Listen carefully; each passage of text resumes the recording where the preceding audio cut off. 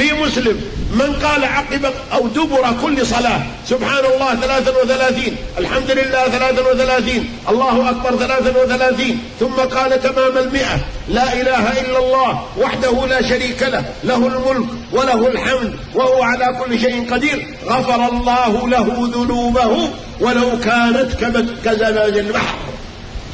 دبر كل صلاة. كم تأخذ هذه منك؟ دقيقتين.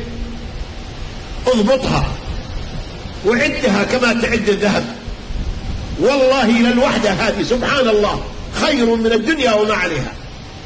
مر سليمان ومعه حاشيته على البساط تجري بأمره رخاء حيث أصاب، غدوها شهر ورواحها شهر، مسيرة شهر يأخذها بغدوة. وفي السماء حجب ضوء الشمس عن قرية وفيها فلاح يفلح، فلما شاف الشمس تغطت رفع رأسه وإذا به يرى بساط آل داود، فقال سبحان الله لقد أوتي آل داود ملكا عظيما.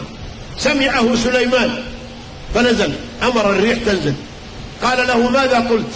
قال قلت سبحان الله. قال والذي نفسي بيده إن الكلمة التي قلتها أعظم عند الله مما أوتي آل داود. يا أخواني الذكر هذا ذهب. الواحد منا إذا قدوا يسبح بعد الصلاة شوف يقول ويتلفت في الجدران ويقوم بسرعة. لا يا أخي سبح وقلبك معك سبحان الله والحمد لله والله وعينك فيها، مثل ما استلمت الراتب ولا أخذت من الصراف تقعد تقول بها كذا ولا تقعد تفحص الورقة لين تأكد أنها صحيحة. عد صحيح. هذا ذكر. هذا أعظم عمل يا أخي. ربي ما يخلدك في النار ولا يدخلك النار. يجي الذكر يوم القيامة يقول ورأيت رجل من أمتي قد احتوشته ملائكة العذاب فجاء ذكر الله فأنجاه من بين أيديهم. كيف يعذبك الله وأنت تذكره؟ كيف يعذبك الله